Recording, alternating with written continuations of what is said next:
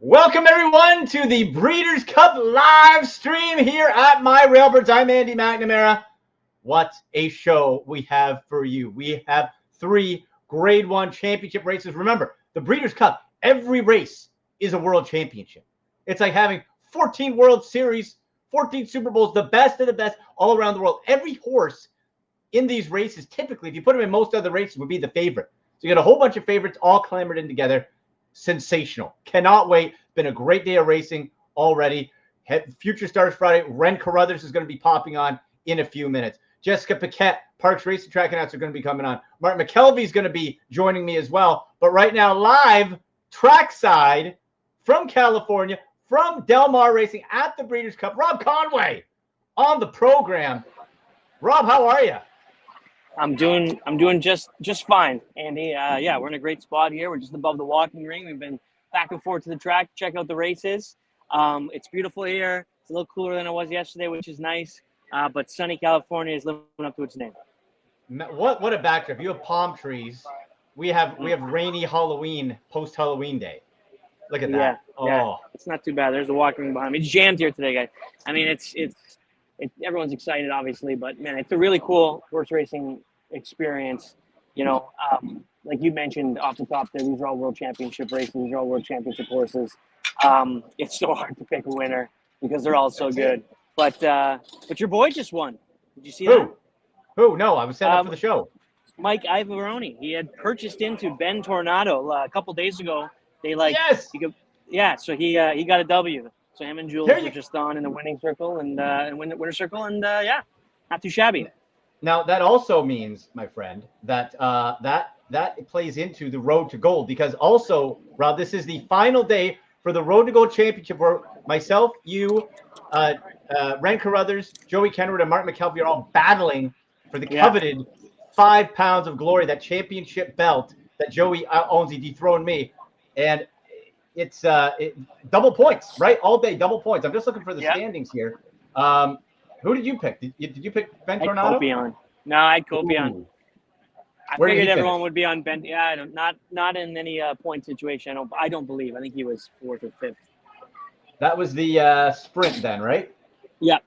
Okay, so me, Ren, Joey picked Ben Tornado, so no ground on Joey.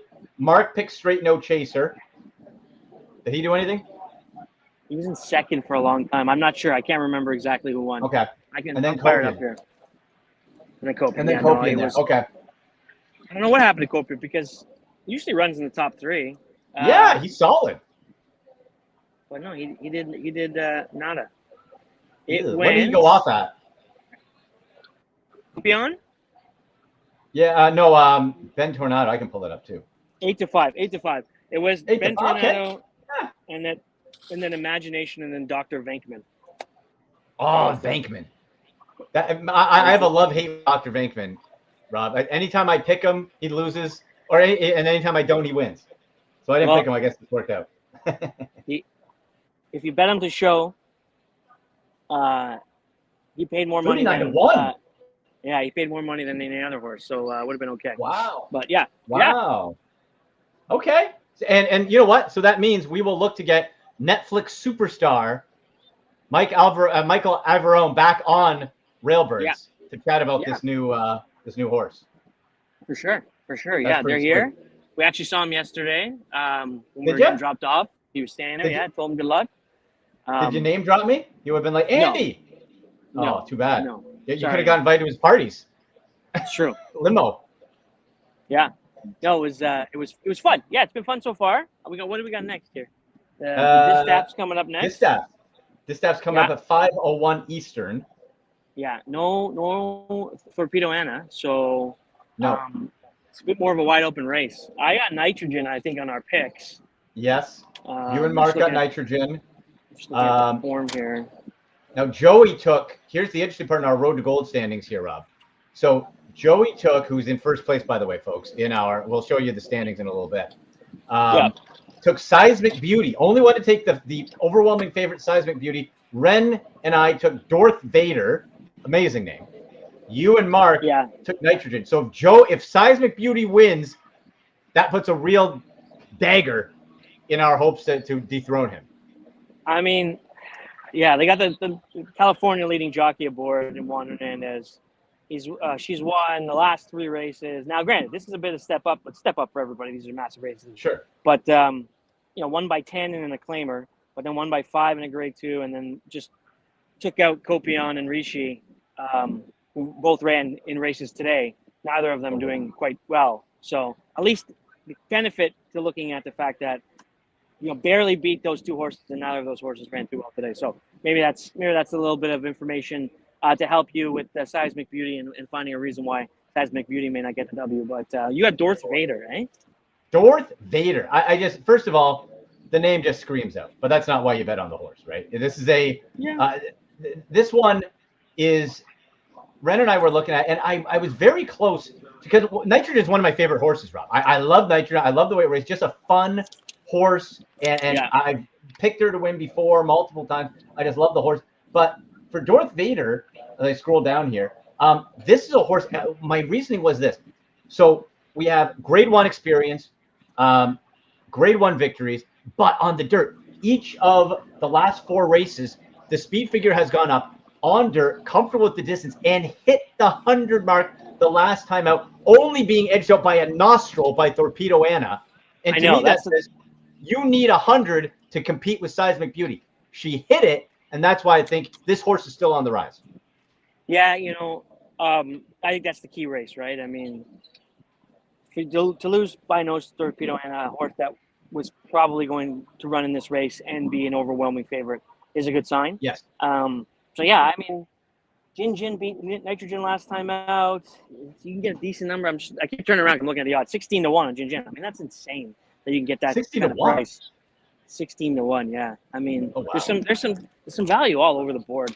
But yeah, I'm sticking with Nitrogen. Obviously, likes to get the lead. The races have really been front ending. Not a lot of closing action going on so far. But now, there were sprints as well. This is a mile and an eighth, so that always can make a difference as well when you're talking about that. But yeah, Clicquot looks pretty good. Won the Cotillion, which is a one big stuck race. Up to me a bit, Rob. That one I was like, you know what? I was getting the feeling like Clicquot's going to be the one that wins, and I'm like, crap. Like it's just like just enough to turn you away. Like I only lost her first race. Won 4 in a row, including grade 1 last time out. Like there's a lot there, but this, speed figures, you take them or you don't. Sometimes it's part of the conversation, not a steadfast rule. But only hit 90 the last time out. Yeah, I mean it's a 3-year-old too, right? So I mean, all these horses are that's 4-year-olds and more. So I mean, you're also getting that experience that you're lacking there. A couple other 3-year-olds looks like in here, but yeah, no, I mean, I'm between 2 minds right now with whether or not I'm going to switch, not for officially switch Nitrogen, but how I'm going to play this. It's the start of a pick 6 as well, so I can go through a couple of my my selections here for the rest of the day. The number one what do you got? The number 1 is in a lot of my picks. So I got Nitrogen right now, and that in it, as well as Seismic Beauty. Then I have Rebels Romance. I've singled Rebels Romance in the 8th race. Yeah, that's the one. Yeah, as well. And then in the 9th race, I have Mind Frame and Fierceness. Okay. Oh. No respect for journalism. No respect for my guy. No, not at all. Just because Sovereignty's not in it doesn't make a difference. I wouldn't have taken Sovereignty to win either. So, then I have, who do I have? In the mile. Notable Speech, the 2, and the 8 Formidable Man, Johnny V aboard. And then in the last race. Nice odds too, 10-1 opening odds for Formidable Man. Mystic Dan's out in the dirt mile, and so I have Nysos singled there. Who do you got? Sorry, who is it? Nysos. Oh, I love Nysos. That's like my other favorite. I freaking love Nysos. Talking to Bob, and he said he wished he was running in the Classic, but it just didn't work out. But so he's in the dirt mile now. Why wouldn't it work out? Just like any idea? Like I think he's just from a point situation, I assume. Otherwise, I'm not sure why. He said he missed the key prep race, so I'm assuming that means he just didn't have the numbers to get him in. And then my last maybe it was race, Oh, Nysos is on fire. Yeah, I'm going with him in 11. And then the last race, I got Diamond Rain. So if you remember the Woodbine Mile Day, Philly Mare Turf, can't remember. But anyway, so it was Diamond Rain was up against She Feels Pretty, who's in this race as well, and Diamond Rain missed the break, and I think would have won the race if she didn't spot She Feels Pretty about 5 lengths right away. So yeah, that's the horse I like there, as well as Cinderella's Dream is a good one as well in the last. So that's my pick 6. Cinderella's Dream. And so which one did you say was your first pick winner? It was Diamond Rain. That's it. Diamond Rain. Yeah. So if I win that pick 6, I don't know if I'll be coming home tomorrow, but that's okay. What's the does it? Oh, you don't know the payout, but it probably don't know good. The payout. Yeah. Well, I mean, these pick 5s have been going off at $2-3 million.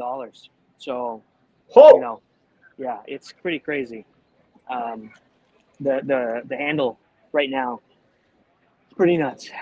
Instead of Diamond Joe Quimby, call it Diamond Rob Conway. That's right. Listen, I just missed last night World Series same game parlay. I just need Alejandro Kirk to get one hit, Rob, and I would have won a cool $18.36 of my dollar bet. Would have been flying. Wow. Would have been flying. Yeah. That was a tough game. Seen a few Blue Jays shirts out here. Yeah. It's funny. You walk by a guy in a Blue Jays shirt, you just give him a nod. Say, big game. They know. They know what's up.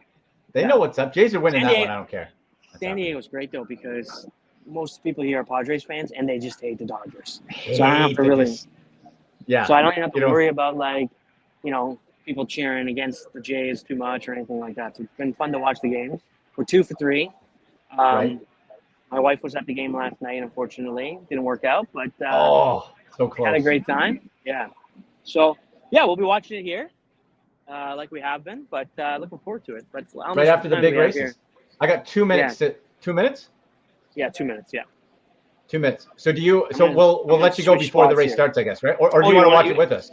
I'll watch it with you. Yeah, let's watch it. Just gonna move over here so I can see the screen. Okay. Yeah, I got it on I got it on the Breeders' Cup site. Broadcast rights can't actually show it, people, but we got the live Conway experience. That's right. Well, POV. How's the food? Any good food there? Yeah. Yeah, you like it? Yeah, it's not bad. We had halibut one night and Popeye's chicken yesterday. So yeah, no, there's an In-N-Out near us. We have not ventured over there.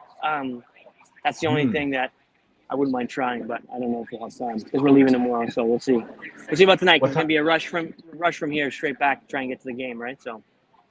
Oh yeah.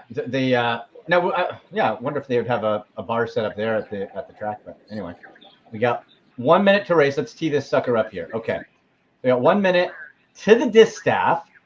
Yep. Race 7 for y'all placing the bets there, and we got our official picks for the distaff. Ren Carruthers and I, Darth Vader. There we go. Nice work there, producer Shane. Seismic Beauty by Joey Kenward, Mark McKelvey, and you, Rob Conway, Nitrogen. We have anyone but Seismic Beauty has to be the goal. No Seismic Beauty. I don't want him anywhere. Something. We need him up the track, I think. We just even still look. There's Jason Worth is right there. I can see Jason Worth standing. Oh yeah. He's standing in the walking ring. Saw Marshawn Lynch earlier. Marshawn Lynch, really? He was on a horse. Yeah. He was on a horse yesterday. Jason Worth was on. It was called Outfielder, not surprisingly. But I don't know if he has a horse in this race. Probably not. Skittles? Marshawn Lynch? I don't. Get some Skittles for him? I do not. No. He just pounds you like, oh. Oh yeah. We got. Okay, I'm gonna pull this up here. Okay, so we got that. Those are our picks there. Road to gold, double points, people. This is big time. The championship belt. If you've been following at My Railbirds, which you should, subscribe on all socials. You will see the belt. It's fantastic. There's the standings right there, Rob. I don't know if you can see. We have the standings right there. Joey's up top. So double points. Usually it's 5 points for first, 3 and 1. Now it's 10, 6, and 2. Anybody is in it. Anybody is in it right here. So that's we just have to make sure Seismic Beauty. So really we got for Ben Tornado, the other one. So Joey, me, and Renner popped up a little bit. Yeah. Okay. I'm not excited that both of me, if you look at those standings, and then that both me and Mark and I have Nitrogen. So if you're taking the same one as him, it's probably bad. Well, you can at least make up some wiggle room there on Joey. Yeah. Oh, are they off? Oh, I'm a few seconds behind. Seismic Beauty bobbled there. Oh, okay. I'm a few seconds behind. You can. Yeah, I'm like 30 seconds behind on the live stream. Oh, okay. How's it looking? There we go. 478 right now. 478. Yeah. All right. Is that any of ours? Four? No. Watch none of ours get it. No. 478. Okay. 4, I think it's Scylla. What's Seismic Beauty doing? Seismic Beauty's in 3rd and Nitrogen's in 4th. What'd you have, 12? 12. Darth Vader. He's near the back, but it's really fast, so it's not a bad spot to be in. All right. Come on, Darth Vader. It's okay. Darth Vader likes to ease back a little bit. Yeah. Likes to ease back. Likes to go late. It's okay. Slow down a bit. Well, Okay, one's come on. moving now. Nitrogen. Okay. And Okay, the one's gone now. One's out? One's going. No, he's gone. Going. Yeah. Where's Darth Vader? Come on, 12. Darth Vader's mid-pack. Seismic? Nitrogen went up to go for it, but didn't. Seismic Beauty's done. Done! Ha! Scylla's going to win this race. What? Pulling away here. Seismic Beauty, nothing? No, Darth Vader's in 4th. Come on, give me a third, Darth. Let's go. Seismic Beauty's in last. In last. Ha! We got a shot. Come on, Darth Vader. Give me a third. No, nothing. Nothing for you. I got second. Mark and I got You got second. So Darth Vader what? Oh, I'm just seeing here. 4th, I think. 5th, maybe. But Seismic Beauty, nothing. Yeah, just like I told you earlier, the front end's been holding. I mean, Nitrogen usually is on the front, but didn't Look work at out. Scylla, won by like 5 lengths. I know, pulled away nicely. Holy cow. Yeah, I think Darth Vader got... My dreams of the pick 6 are done, so that's great. Oh. Looks like you're coming in on Monday, my friend. I mean, this horse just lost to Jin and Nitrogen still, and then runs out of her mind. Then runs out of her mind, yeah. That's why you play the game, as they say. That's right. That's why I run the races. Yeah, no, it's 7-1. 7-1. Whoever picked. Yeah. Whoever picked so not bad payout. 7-1-2. No, sorry, 4-1-2. 4-1-2. No, okay. regaled. What's regaled? I can't see the numbers from here. I'm on a bad angle. Okay, Andy. Well, there you go, buddy. Fun. Good. Very good. We'll let you get back to it. We're going to have Jessica Paquette popping on soon. We'll have Ren Carruthers. We'll have Mark McKelvey. Nice. Big show. And we'll catch up. We'll see how it is right at the end of the show. If you're around, pop on. If not, we'll. Yeah, maybe I will. I'll be able to pop on. We're going to do another hit here coming up for the next race, and then that'll be curtains for us. So beautiful. We'll be doing stuff, but I can probably hop on for just ahead of the classic. Awesome. Well, hey, fantastic work down there at My Railbirds on all socials. The content is sensational, people. Check it out. Follow, subscribe, all that good stuff. Rob, we'll talk to you soon. Sorry, did you see me take down AI yesterday or 2 days ago? I did. That was cool. Rob beat the computer. It was real AI. Yeah, AI picked. It won 1. And so I bet them for real. And then I also bet us a pick 3, and we won a pick 3. But me and AI won $110 yesterday. There you go. It's $5,000. Enemies together. Synergy. Yeah, that's right. And the picture that Nathan got ChatGPT to make me just makes me look awful. It's hilarious. It's good stuff. I love it. Yeah, we're having fun. You look like Play-Doh, like a few plastic surgeries gone wrong. Exactly. All right, buddy. All right, pal. We'll see you later. Take care. Enjoy the show. There he goes. Bye. All right, Rob Conway, live from the Breeders' Cup. Well, that was a shocker. Darth Vader did nothing for me, nothing, or Ren. However, the good news is our hunt, Shane, if you can pop up the standings again real quick, if you don't mind.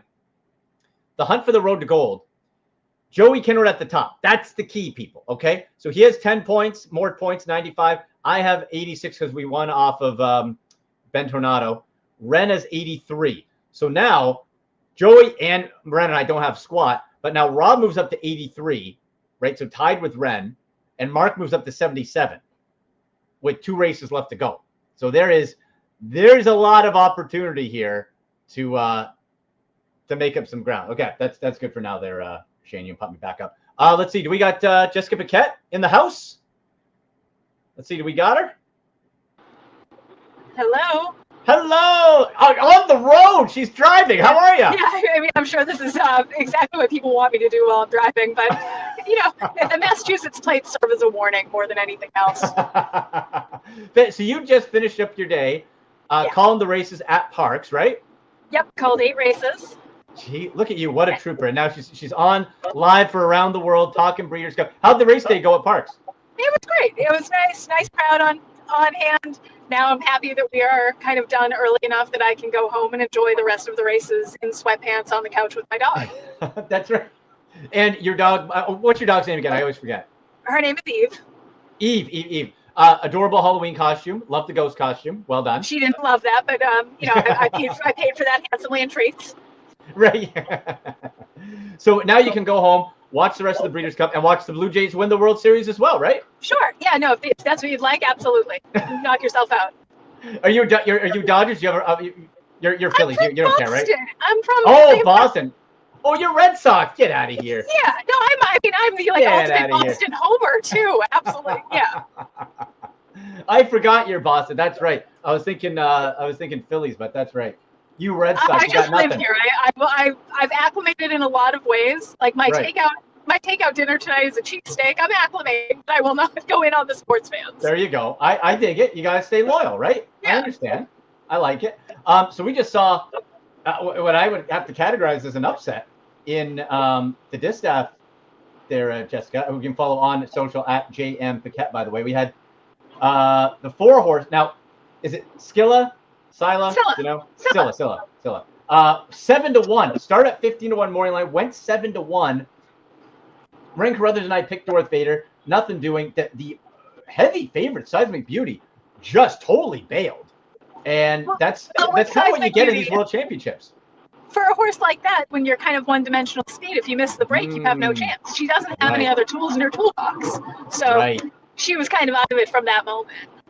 Right. Sort of like, I guess if we're comparing to other sports, you pitcher who got a 105-mile-an-hour fastball, but you got nothing else. Yeah, that's exactly it. And then if you take that off the playing board, you really have nothing else. Yeah, gotcha. Yeah, hey, well, that's and Jessica, I was talking about off the top, the Breeders' Cup is so fascinating because pretty much like all these Grade 1 races, they're all world championship races. So if you take horses from any of these races, typically they would be the favorite or close to in any other normal race that they're in. So it's so hard to handicap. Well, the point is that they're all supposed to be good. I think the coolest thing has been the way the Breeders' Cup has evolved. It has become truly an international event, and it's so amazing to see such participation, not just from Europe, which was, of course, like an early supporter, but to see the Japanese interest and some South American horses. It's been a really interesting evolution, and as a fan, it's fun to watch. It really is, and we got coming up at 5:41 Eastern. We have the Turf. And that is, look, there's a whole bunch of horses we talk about. For me, it's Rebels Romance. It's number one. And Jessica, this is sometimes you see these horses and you just look at what they've accomplished, what the stakes are. Big money players show up in big money situations, right? You have Patrick Mahomes, you have Vladdy Guerrero Jr., and you got Rebels Romance. Do you have a pick for this one? Oh, I like Rebels Romance. I'm not really reinventing the wheel. Now, I do think Mini Hawk is probably the more talented of the two of them. It's not unheard of for a 3-year-old filly to win this race. But from a physical standpoint, developmentally, a 3-year-old filly versus not just like a 3-year-old colt, but he's a 7-year-old gelding. He is a grown adult. And he has shown kind of in a different way that he can globetrot. He can go anywhere. He likes Del Mar. He takes his race with him. And I think that being a proven commodity, being able to ship and translate that form, because like the thing with the European horses is sometimes they get over a tight, hard turf course like Del Mar, and it's very different for them, and some hate it. For Rebels Romance, for an example, you mentioned 7, and sometimes people might see the age and like, okay, is that a red flag for Rebels Romance? Absolutely not. 1 race at Del Mar on the turf, 1 win.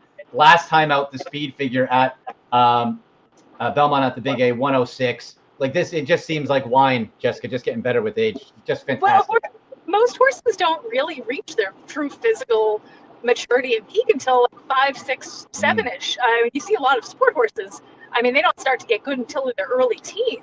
So racehorses are kind of at an advanced trajectory, of course, with the Triple Crown and everything pointing for them as 3-year-olds. But it's a blessing to have a horse like this at 7 to be allowed to fully mature. Absolutely. And you know what? We'll take a look here at the Classic, the $7 million race. This again, I love races where you can sort of talk yourself in and out of several horses, right? You got fierceness, the speed, but a bit inconsistent. You have Sierra Leone, the defending champ. You got Jessica. I got to say, my pick is Journalism. I don't think Journalism is getting enough respect in this race. I don't think so. I think that's fair. I think this is one of the best fields in the Classic to ever assemble. To me, the best field will always be the 1998 Classic. I think that's the greatest race I've ever gotten to witness with my own eyeballs. But this is such a wonderful group. And I have, from a betting perspective, I'm betting one way with my head and one way with my heart. And I'm really hoping it's my heart that comes out on top. But I do think, logically, I'm going with Forever Young. I think he's another one. He's shown that he can go wherever he needs to go and run very well. I think he came back in really good order. Something clearly didn't go that right. I believe it was in Dubai. But he came back in smashing fashion last time. I think he's coming into this race very well. But if you're asking me who my heart's rooting for, I am all in on Antiquarian. Centennial Farm, they are a locally based syndicate for me back home. That's where they're originally based out of, Massachusetts. And to me, they're the gold standard of partnerships. And it's so neat to see them back on such a big stage. Well, you look at Antiquarian now, 21-1 live odds, opened at 15-1. But Jessica, you look, and we talk about the other names, Sierra Leone, Forever Young, Journalism, but a 108 speed figure last time out, winning a Grade 1 at the end of August, beating Sierra Leone, by the way, at 21-1. That might be worth a little sprinkle. I think so.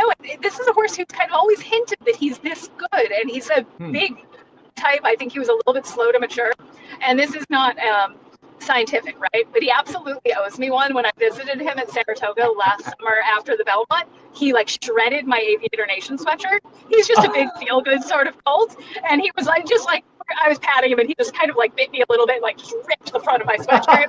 So it would be nice if he replaced that for me. Right, get a nice little payout there. At least at least as part of a ticket. If we're building a trifecta here, I think you have to have Antiquarian in it, don't you? Yeah, I think from a value perspective, he has so much upside. And I mean, I would have loved to see Johnny V stay aboard him, but obviously there was no way he was getting off fierceness. I understand the business part of that, and Luis Saez is a great replacement. So we'll let you go after this, but what would your trifecta ticket be for the Classic then? How would you build it? So I'm going to box it because I'm bold, but I'm not that bold. But I will go Forever Young, Antiquarian, and I mean, I kind of have to put Baeza in there. The Pennsylvania Derby was a great race. Yeah, I love it. Jessica, you're the best. Drive safe. Enjoy the Blue Jays beating the Dodgers for the World Series, and you can watch when the World Series champions come to play your Red Sox many a time next season. Okay, I'll get my Red Sox gear ready. Yeah, right. Okay, Jessica, drive safe. We'll talk to you soon. All right, bye, guys. Thanks. See ya. There she goes, Jessica Paquette. All right, folks, you know what? We're going to take a break. When we come back, Ren Carruthers. She is going to fill us in on what happened on the Breeders' Cup Futurity. She is as much of an expert as anybody on these horses. And, of course, what happens on that Future Stars Friday is we see horses that will be a part of and possibly the next Kentucky Derby or Kentucky Oaks winner. So we'll look at that. We'll get ready for the next two big races, the Turf and the Classic. And we'll head on that. Mark McKeville will join us a little bit later on, too. We'll step aside for a few minutes. Not commercials, though. This is content, baby. You're going to want to stay tuned. And you're watching the Breeders' Cup live stream at My Railbirds. Let's talk about pool wagering, a unique aspect of horse betting. Unlike traditional casino games, there is no house in horse racing. Instead, it's all about players betting against each other to win big. Take blackjack, for example. You're up against the casino. Win and they pay you, lose and they take your chips. Pretty simple. Now, in No Limit Hold'em poker, the dealer doesn't care who wins or who loses. They just take a cut of the pot at the end and pay the winner. In horse racing, it's similar. The track operators aren't rooting for any specific horse to win. Instead, they take a percentage of the total bets. So, like in poker, in horse racing, it's all of the bettors against each other to make the right choice.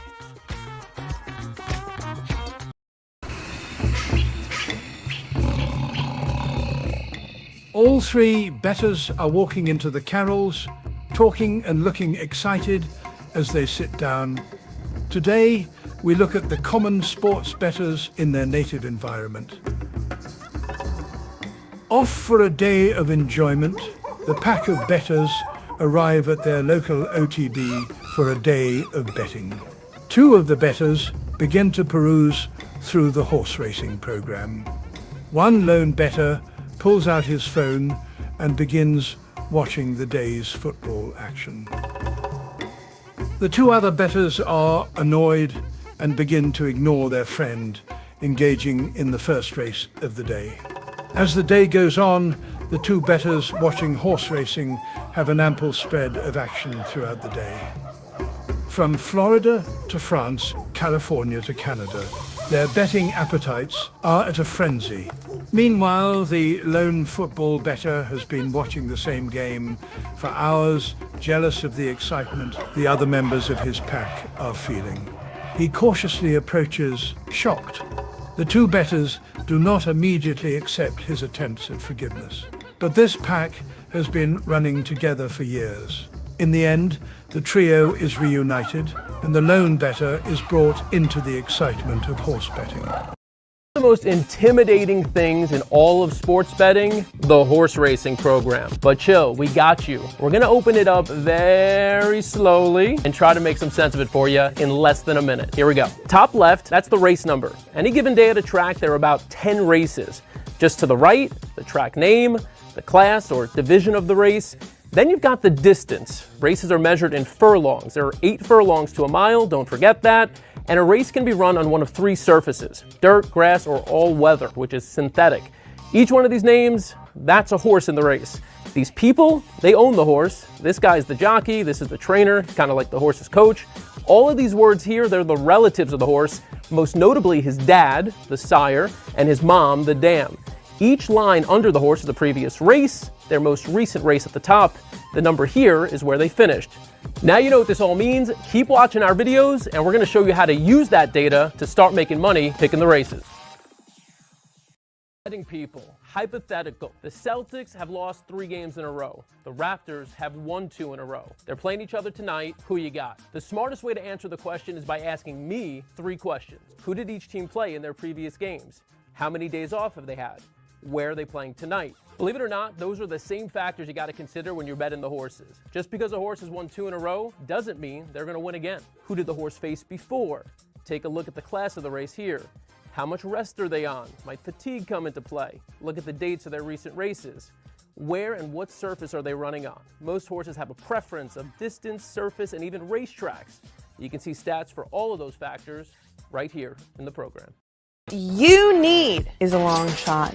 There's big money in horse betting if you can solve the puzzle of pace. And honestly, you can do it by reading a program. Step number 1, look at running styles. In the past performances, you'll see numbers that show where each horse was positioned at different points of their last races. Look for patterns. A horse that's usually first or second early is a front runner, meaning they like to lead. Step number 2, identify race shape. Check how many front runners are in the race. If there are too many, they might tire each other out, setting up a good spot for a stalker or closer to win. But if there's only one, they might get an easy lead and go all the way.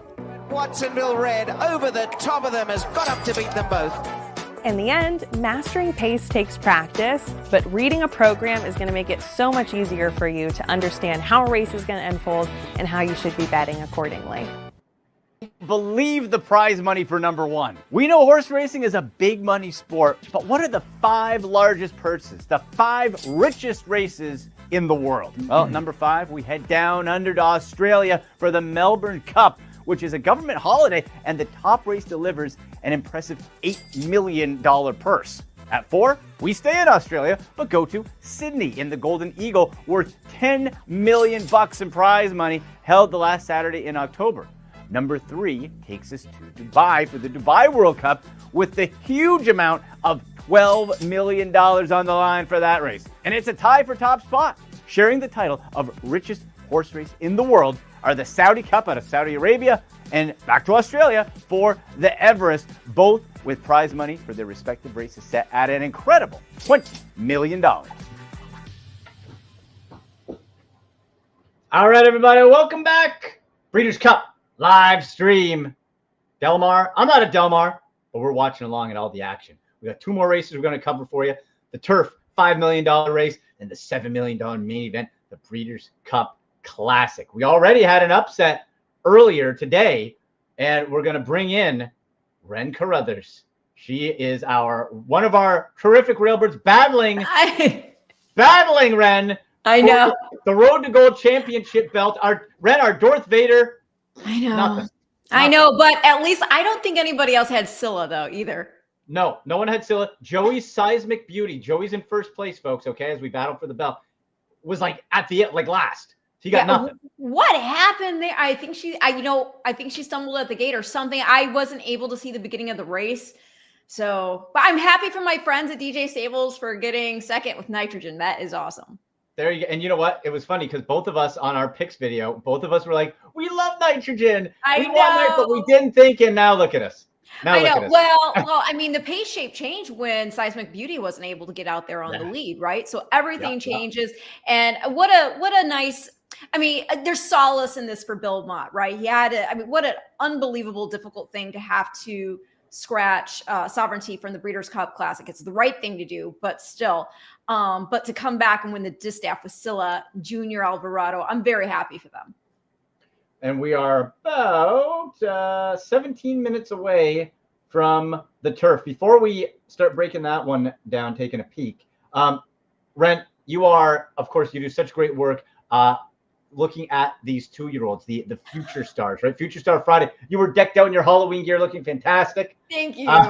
It didn't. How was yesterday? We saw some upsets, some big winners. Oh my gosh. Okay, so here's my problem, right? I picked the wrong favorite to think was a justified favorite yesterday on that card. So I thought True Love was the legit horse of the European favorites. So even though I did like Cy-Fair second on my own ticket, I singled True Love. I get knocked out. All right, fine. But the thing that makes that suck more is that I did like Cy-Fair second. So it's if I'd gone just even too deep, right? Right. But it would have mattered anyway because I wouldn't have had Valentina, who won there under an unbelievably awesome ride from Oisin Murphy. And give it up also. I mean, that filly, that page is all Aga Khan pedigree. So very cool there. The favorite I was against was Stad. I did not think he was going to overcome that outside post. I was skeptical of the fact that he was going the 2-turn mile and he's, got a lot of sprint pedigree. I was wrong. Who am I to question O'Brien, right? He's a maestro for a reason. So now he is the winningest trainer in Breeders' Cup history because that was his 21st win. Oh yeah. The only top pick, because I got excited for a little bit because even though my top pick in the juvenile fillies did not run very well, I was on my ticket spread and I had Super Corridora. So I was like, okay, we got a bit of a price. But as I mentioned before, didn't have Valentina. Of course, I had Ted Nafia. But who didn't? Yes, our guy. Yeah. But what a game win that was from him. He's undefeated now. Really cool for Ned Toffee and Spendthrift Farm. I mean, he's not a homebred, but he is by one of their stallions Into Mischief. And the pedigree, as you know, just smacked of being able to get the job done there on Future Stars Friday. And then as far as, what we look toward going forward, I'll get some winning interviews with the connections of these horses that we'll be posting to Breeders' Cup Social in the coming weeks. Nice. I love it. So as we know, we keep an eye on Future Star Friday because it's called Future Star because, Ren, we look to possible Kentucky Derby and Kentucky Oak stars for next May. That's right. We, early eyeballs. Where should we be? Anybody catch your eye as far as okay, this is this is someone who stood out that I want to be watching for the Derby or the Oaks. Well, definitely, obviously, Ted Noffy. I really, that horse just looks like all class. Every angle you take a peek at him. I mean, from the form lines to the way in which he runs to his conformation, everything. He just looks like one of those horses who's meant to have his name on a trophy. and so I was impressed that Brant really tried to fight on there in the juvenile, because at one point it looked like he might be put away. Still, I think, dug in for third. The horse who finished second, that was Game. I can't remember his full name right now, but AP it's got to be in the pedigree because that's in the name there as well. And so, I mean, that might be a horse you want to look, Mr. AP.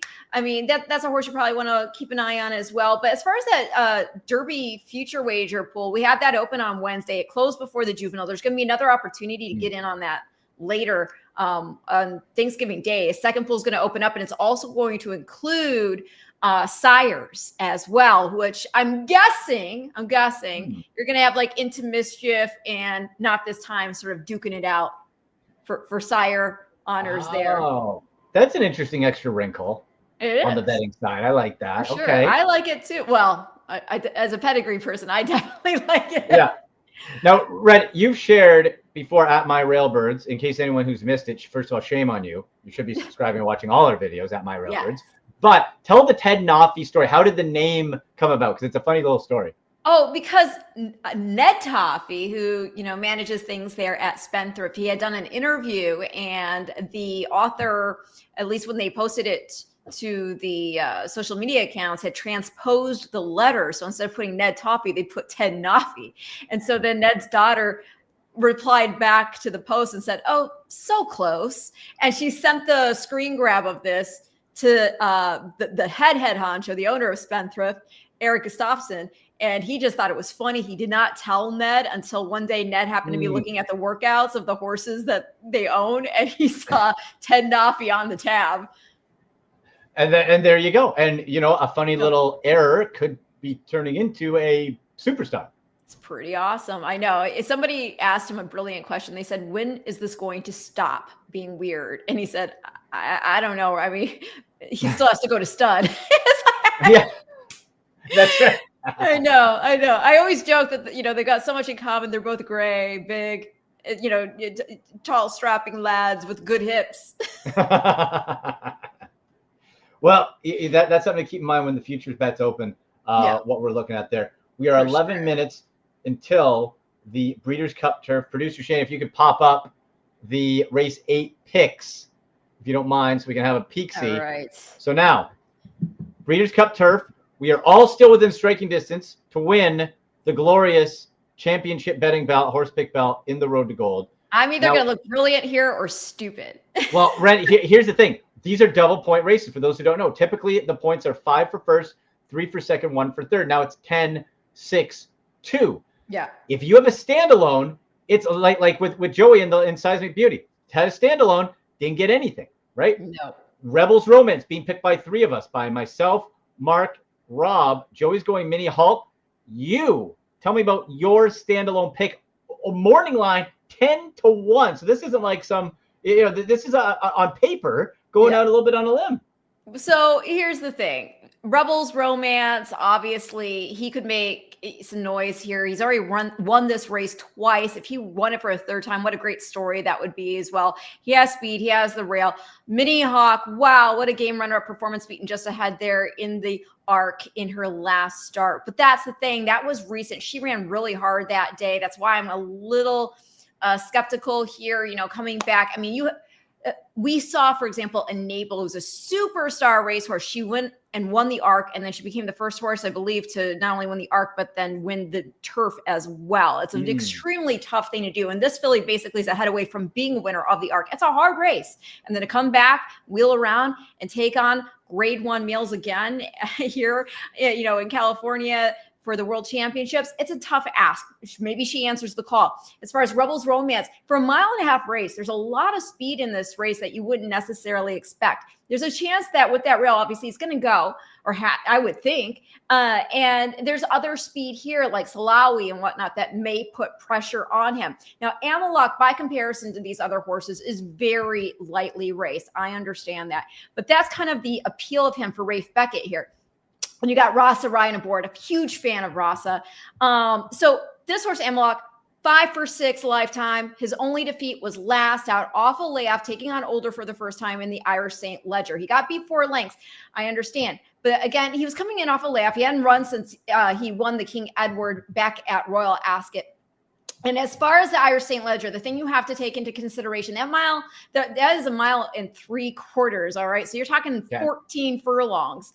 14 furlongs in a first off the layoff, taking on Older for the first time. He sat a real nice trip. He sat just off the pace in stretch. He took over. It was just a really nice racehorse in Al Rifa to run him down. Now, here we're going to cut back 2 furlongs. He seems to be a horse who's going to appreciate our type of turf. Of course, question's going to be going the left-handed turns for the first time. Okay. But, I think he's got a lot going for him. He's by Postponed, who I got to see run in person, stellar racehorse in Dubai. And he himself is a son of Dubai. I think this is a horse that's going to handle this course nicely with his pedigree. And again, a lot of upside. I think he can be right in position to sort of get run if there is indeed a heated pace in front of him. And we're looking now at those are the morning line odds we see right there, folks. Right now, live odds, Rebels Romance down to 2-1. We got your guy 9-1, down 10-9 that just dropped. And then what else? Mini Hawk is start at 8-5, 7-5. Yeah. So yeah, it's a tough ask. She might be able to do it. She very well may be able to do it. I mean, if you look at her, there's a lot to like, obviously, with Mini Hawk. I mean, that time form rating last out, it was incredible, 124. Like I said, that to come off a big performance like that, it could be tough for her to wheel back here. But some horses do thrive on it. For our Road to Gold purposes, Shane, if you could pull up the standings, if you don't mind. We can take a look. We need now. This is before the first 2 races. So Joey popped up. Ben Tornado, we all took him. You took him too, right? Yeah. Me, you, and Joey took him. So we all jumped up 10. The last race, Darth Vader, Seismic Beauty, out of the money. We got nothing. Rob and Mark jumped up 10 points. They had nitrogen. Yeah. And so now, so nitrogen was second, right? Yeah, second. Yes. So not 10 points, so 6 points. Oh, 6 points. Okay. Yeah, so 6 points. So they're still lurking around. Really what we need for us to stay right in it. Mini Hawk, nothing. We want, Mini Hawk, I don't want 3rd, 4th, or worst for Mini Hawk for our own selfish purposes. Not interested. Right, Ryan? Come on. Let's go. Come on. Let's go. At this point, Joey, don't take it personally, but at this point, I just need anybody but you, because you already took the belt once. And you've had some incredible, where did he come up with it? Wins. And so I just need anybody but you at this point. What was it, Napoleon Solo? It is not personal. What was his crazy one? Was it Napoleon? Napoleon Solo. Yes. I'm convinced it's because he's like French Canadian. He just likes Napoleon. That might have been it. Whatever the case might be. It worked for him. I was the inaugural champion, had my belt, my heart ripped away from me on King's Plate Day. I know. What was that? It's terrible. Joey's been your territory. I know, man. I came second, a game second, but not good enough for the gold there as we approach. We are, how far are we away from post time here? I can tell you right 10? now. Let's see. We are 5 minutes away from post. 5 minutes away. Excellent. Okay. So Mini Hawk is currently even money on the board. I think it's too short. I do. I mean, she deserves. It's not that much of a sure thing. It's like if you're going to even money, you got to be assured. And this is, it wouldn't be shocking if she won, right? But no, of course, far from a sure thing, right? No, oh gosh, it's far from a sure thing. Especially again, I get it. I understand why people be like, "Wow, 124 time form rating." beaten just ahead in one of the most prestigious races in the entire world. You're trained by the maestro. Christoph Sumian obviously already has made it to the Breeders' Cup Winner's Circle as well. I just think, it's a tough ask. It will be incredible if she does it. I'll be happy for her, of course. I just think that at even money, okay, she slowed up slightly to 6-5. Okay. I just don't think it's a fair price. No, we're seeing it in. Let me refresh here. We're seeing it in live time. Mark McKelvey from Woodbine is going to be joining us in a few minutes too. I believe at 1 minute before post to join us to watch along. A non-watch along, right? It's the one where we're looking at the side. That. All right. Because them broadcast rights, they get a little sticky, right? They do get a little. Yes, that's for sure. I don't understand why, if it's being shown free on the Breeders' Cup website, couldn't just pop it up. That's just me. What do I know? I'm not a lawyer. So we're gonna be. We got 9-1. Ooh. There's Rebel Red. Is that the one-eyed horse? He's cool, and he's a cool horse. Cherie. We just saw Vava run second in the filly mare sprint. That was pretty cool. Right. That's her last race. She's going to be sold at Keeneland after that. Oh. I know it's sad to see her retired, but what a career she's put together, and what a way. I mean, if you're not going to win, still to run second in a Breeders' Cup race is amazing. Rebel Red is a cool horse. He has one eye. Yes. We did a video on that, right? You did. This is the toughest, and I just, because there's another one. There was like Rebel Red, then there's another like Red Rebel, and it like messes with me. So I I know you're talking about. You know what I'm saying? It was like Rebels. Well, it's not Rebels Romance. Yeah, right? It was like there's another one. It's like a red something, and I get confused. Public school kid here. But Rebel Red, we did Ren. This is the toughest racehorse put up against any athlete. This horse loses an eye. Is like no. The trainers are like, this horse is just tough, no problem. Yeah. Gets banged, falls, looks like it might be lights out in a race, gets back up, no problem, not hurt. No, I toughest racehorse in the business, 34-1. Maybe put a show bet, huh? Put a little show. Right? Well, it's funny because Cherie put up a post yesterday, and it was funny. Somebody had said to her that his what was it? Something like, his costume's a horse because he's really a pirate. Like it was something cute along those lines. I like that. Goliath, it's cool to see him here. He's a globetrotter. He's sitting there at 11-1 on the board right now. That's a horse who's got a lot of character to him too. He actually, when he walks, he has a very distinct walk. So you have a horse with one eye in this race, and then you have a horse who, the condition's called string halt. Okay. So that means when he walks, his back leg, it comes all the way up to his gut, basically, as he walks. It's very interesting. It doesn't affect how he runs, but it's at the walk. And so he's kind of got his step. Yeah, I like it. On the YouTube channel, and make sure you're subscribing on YouTube at My Railbirds across all socials, Instagram, TikTok, X, whatever, at My Railbirds. Calling for a shout out, Ren, at Venka Krishna 7291. Hey, Venka, how are you doing? Hello. And Antoine Vela 3962 says hi. Hello to you. Hello. And let's say hello I to. hope you're all doing well. Hi, Antoinette Vela. And yeah, we can shout you out again, Venka. It's so nice to have you watching with us. I will say a horse who's interesting as a potential closer. So maybe for underneath in your exotics it's just the post is kind of problematic. The 14 Ethical Diamond. Ethical Diamond. Sitting on the board right now at 48-1. Ooh, okay. You know what? I think he's here. Let's bring in and welcome. We're saying welcomes in the chat. Let's welcome in Mark McKelvey to the conversation. Hello. There he is. How are you doing, Mark? Oh, wow. Look at you, Trekside. Yeah, we're here. You guys got me? Yes, I got you. All right, perfect. So I don't see any palm trees in your background like I did with Rob Conway, Mark. No, I drew the, I guess the short straw, all right, or whatever you'd say, because we're hosting still on our outside set at Woodbine. Right. In November. Oh, gosh. So it's Here I thought you were at Del Mar. No. I did have somebody message me last night after day one, and they said, wow, what a beautiful track. You're so lucky to be there. And I'm like, maybe get your eyes checked. Like, we were clearly here at Woodbine, right? So, I mean, our flowers look like they're still in mid-season shape. I don't know, but still right. looking good. Mark, so you guys got some points with Nitrogen, you and Rob, for the road to gold last time out.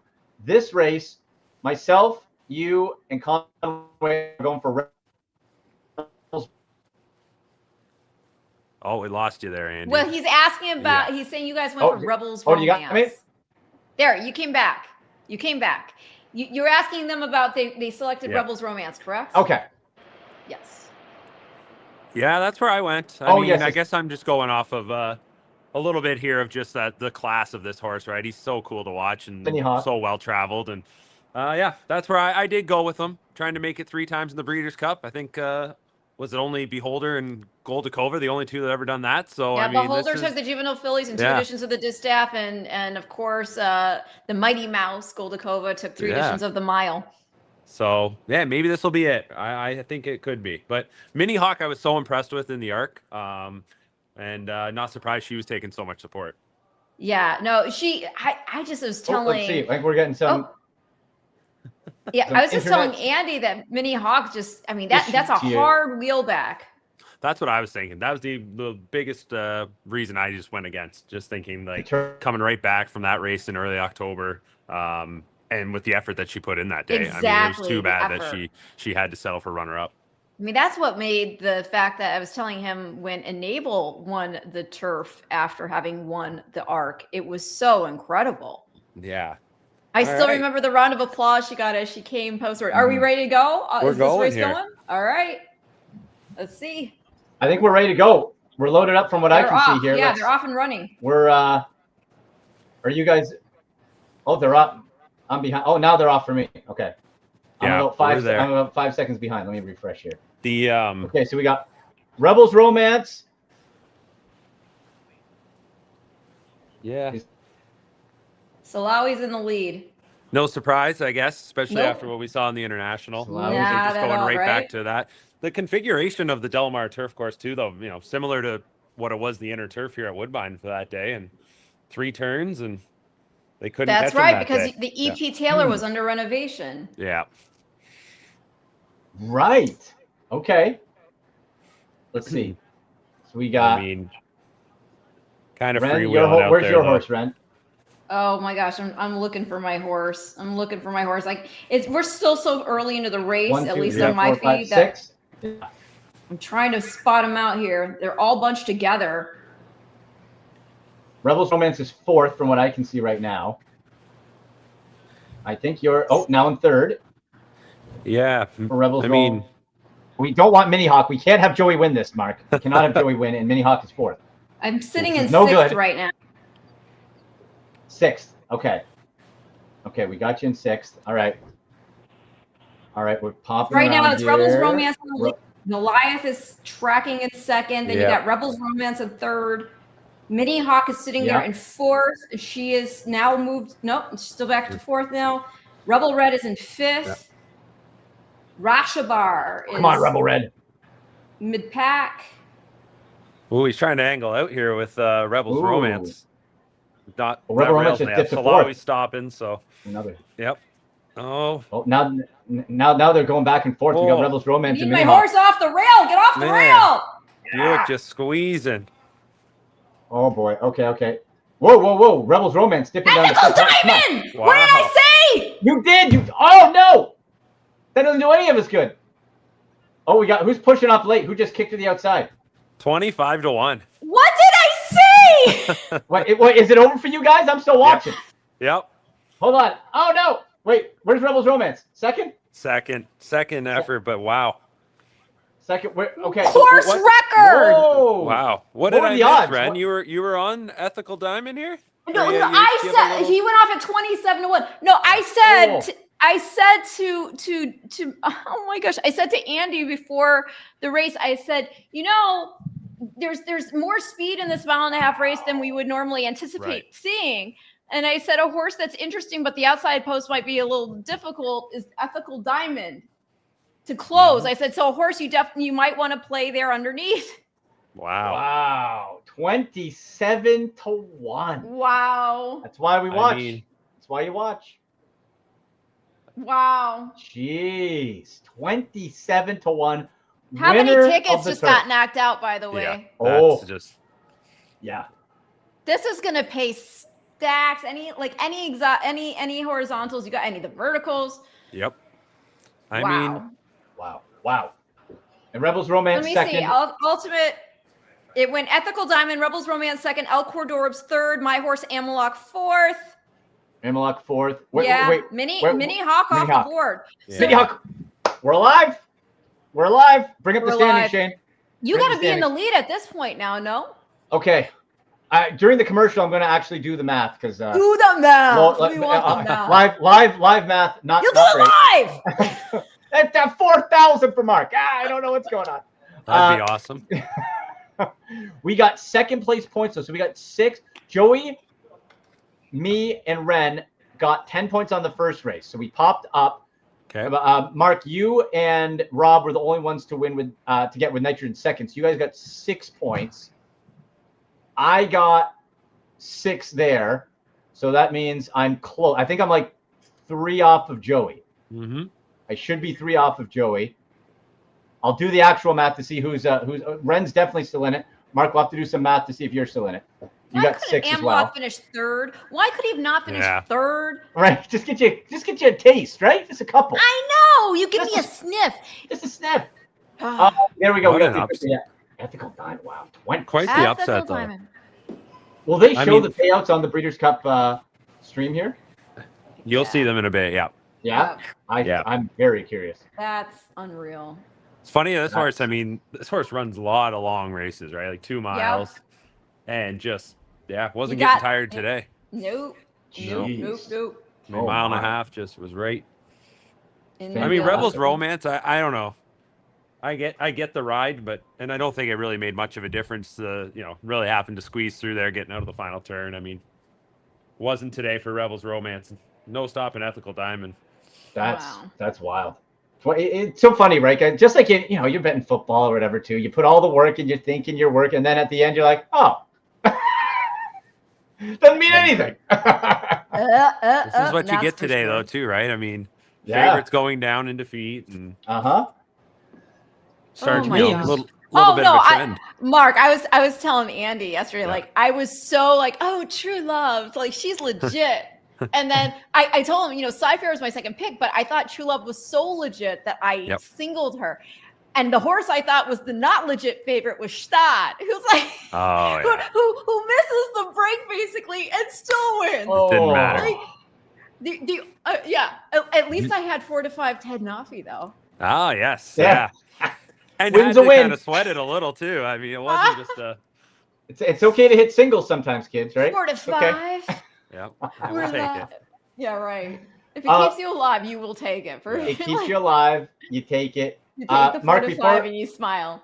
Yep. Before we let you go, Mark, let's take a look at the Breeders' Cup Classic. If you can pop up our picks there, Shane, Yep. if you don't mind. This will be our finale for the live stream, going off at 6:25 p.m. Eastern. And what I love about this, everybody's got a different pick, which That's is right. sensational to finish off season 3 of the Road to Gold. Mark, tell us about yours. If for those who are at My Railbirds followers on all social, they will know Sierra Leone's been your boy for a while. Yeah. We were hanging in there for a little while and then finally kind of got rewarded as last season went along. But I just thought it was so wide open once Sovereignty was out. And I mean, the stablemate's going to go forward and set that pace. And, we know what Sierra Leone can do to finish off a race. So this isn't one of those where I'm taking a real strong stand, but this is where I landed, going back to Sierra Leone. But I mean, we didn't even set that up. I mean, everybody going with a different direction. Yeah. And honestly, not going to be blown away by any of those winning, right? Like that's just what this Breeders' Cup Classic is this year. Yeah. And Mark, tell us. You mentioned about the stablemate, Contrary and thinking, that connection. We talked a little bit about that on at My Railbirds for the Classic pick. Tell us what that's about. I mean, contrary thinking. I'm getting text messages from people behind the glass here. They're wondering who I'm talking to. They probably think I'm crazy. Tell them to mind the business. You're live. I almost dropped my microphone here too, right out of That's my funny. pocket. No, I mean that's we know what Sierra Leone needs, right? He needs that pace up front, and you put that horse in there, and lack of a better term, it's the rabbit in there, and obviously it's been pretty pretty widely debated this week in terms of how people feel about that. But that's it's within racing, and hey, crazier things have happened. But I do think it's going to be a factor in this race. Honestly, I think it will. Contrary thinking right now, 52-1 live odds, projected odds on DRF, 160-1. Yeah. If it gets to 160, why not a little show bet, huh? Why not? I don't think you got to worry about contrary thinking hitting the top 3.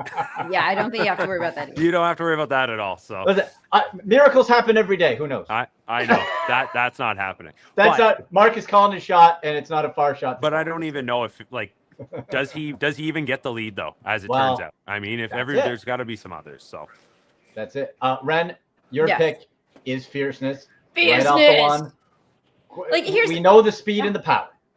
Yeah. The rail. How do you feel about the rail though? He's undefeated from the rail at Del Mar. Right. That's yes. Good point. Good point. Yeah. Yeah. And that's after almost ducking into it as well. Yeah. Or then he had to sit back. Yeah. No, I think Fierceness. I was obviously, if Sovereignty was going to be in this race, Sovereignty was going to be my pick.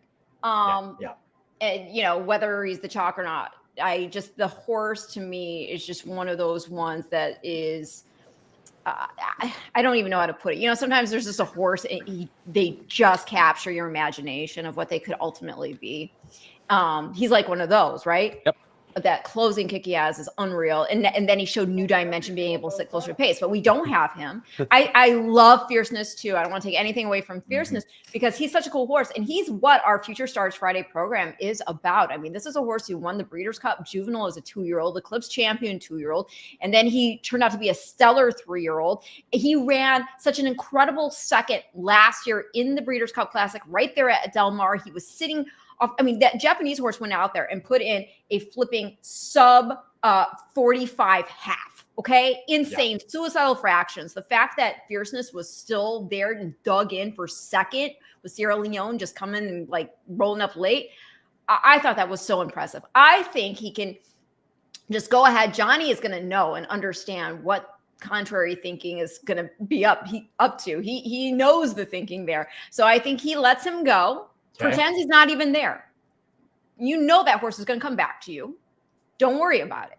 Right. And then kick on when you need to. Or like Mark said, who knows? Maybe Fierceness is just that much better and that much faster himself. And he can just get out there and rock and roll. And negates that. Yeah. And I just think that he is such, and when he is on it, you can't. I mean, the horse lives up to the name. He lives up to his name. And also take in mind, I mean, for Sierra Leone, he's a cool horse. Don't get me wrong. But there's only one horse who's ever won the Breeders' Cup Classic. That's Tiz Now. So if you think he's at the same level as Tiz Now, okay, great. But there's a reason there's only been 2. Even Zenyatta just missed, right? And she was, incredible. I think Forever Young's very interesting. It's just kind of hard to know what he beat in his prep race before coming here, but he's always been game in his third in this race last year. Came third. It was Sierra Leone Fierceness, Forever Young last year. Yeah, and what's funny is that Sierra Leone and Forever Young are out of sisters. I can't remember it. I cannot remember off the top of my head if they're 3/4 sisters or they're half sisters, but they're sisters. It's pretty funny, actually. A little sibling rivalry. Ren, you know what? Yeah. Let's take a quick break. We'll come back on the other side. Right. We'll finish going down through the Breeders' Cup Classic. Our picks. Look at the field. Get ready. It's going to be at 6:25 p.m. We'll do a live watch along with that. Probably welcome back in Rob Conway. I think Mark dropped out, so if Mark pops back on, great. If not, he's doing his own stuff. Not a worry. But we'll be back in a few. And remember, folks, there's never commercials on the live stream. It's content. You got betting content. You got a lot of fun content. I'm Andy McNamara alongside Ren Carruthers. You're watching the Breeders' Cup live stream show at My Railbirds on all social.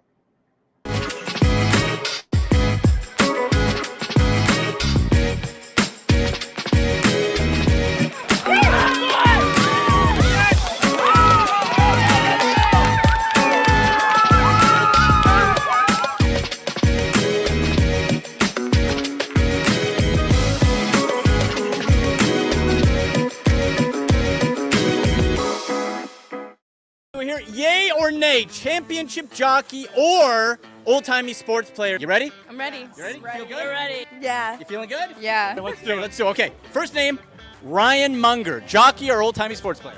Jockey. I'm going jockey. Jockey. Old time. Jockey. Jockey. Frankie Dettori. Old timey. Jockey. Jockey. It's a jockey. Italian jockey legend. We're up. I like it, okay? Next one. Sil Apps. Sports player. Sports player. Jockey. Yeah, jockey. Sports. Sports. It's sports. Former captain of the Toronto Maple Leafs, won 3 Stanley Cups. Ruby Walsh. Jockey. Jockey. Jockey. Jockey. It's a jockey. 12-time Irish champion Ruby Walsh. Okay. Otto Graham. Championship jockey or old-timey sports guy? Old timey sports guy. Old time. Sports guy. It's a sports guy. Hall of Fame. Cleveland Browns quarterback.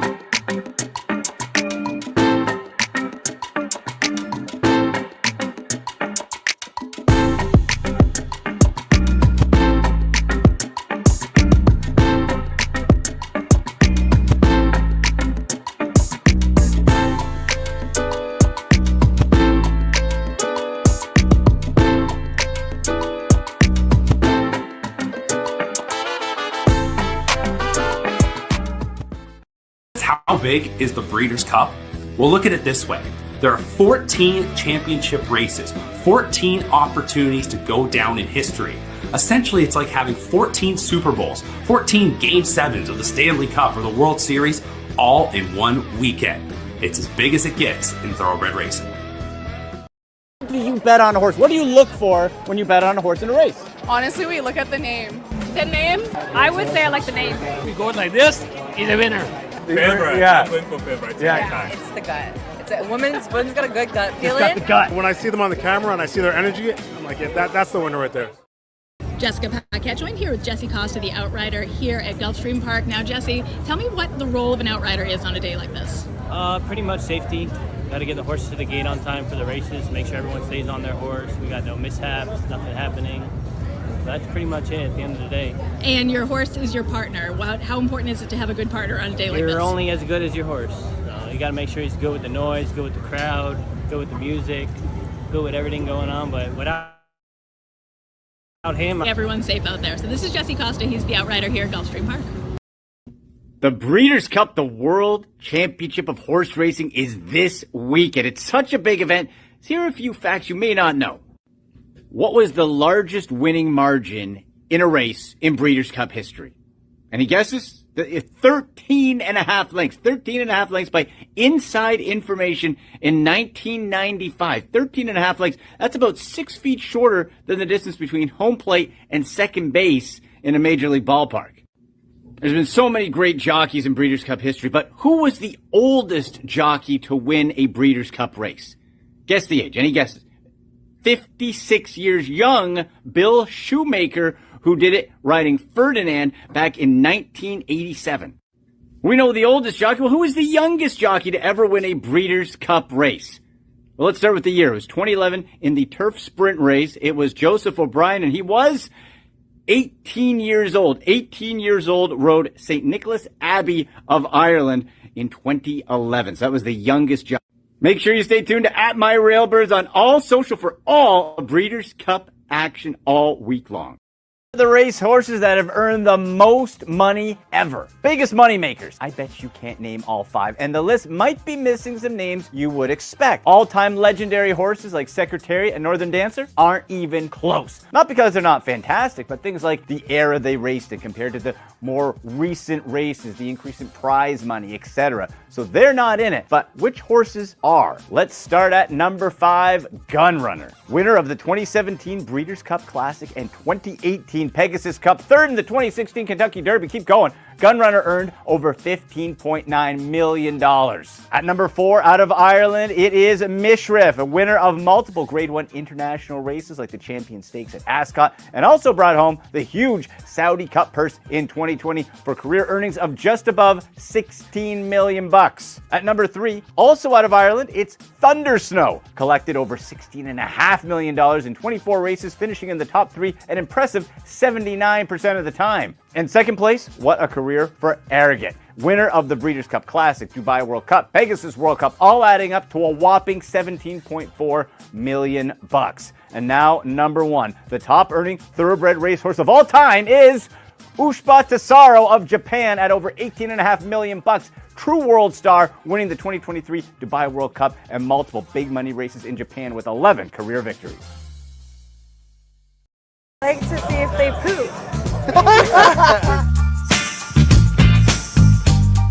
I love it when the jockey, the horse settles under the jockey. He doesn't buck around. It's like, hey, he wants this experience, the jockey on his back. Looking for a wider cup, wider hoof for the turf horses. The ears are perked up. Their ears up and nice clear eyes. Got to make sure that they're acting composed. Very confident in themselves and confident in what they're doing. They're not nervous, they're not sweating, they're not fighting the handler, they're not kind of fractious or walking on eggs in the parade ring. Clean, steady. Don't want to see them overheating too much. It's definitely a red flag if they're not sweating at all. You know, it's their body's coolant system. The coat and the overall health of the horse, and that kind of shows up in the way that their coats kind of dapple out. That's all what to look for. The horse is ready to go.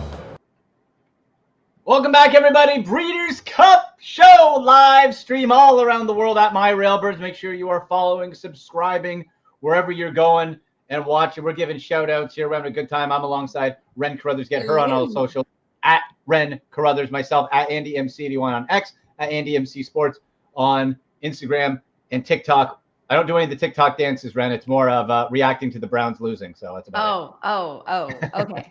Sorry. I know that's your heart team. So it's it's fine. It's fine. You know what? I'm gonna be feeling a lot better when the Breeders' Cup Classic comes up at 6:25 Eastern, and journalism wins, and I win the road to gold. Then I'm gonna feel great. Oh, is that what you think? Okay. How about it? Okay.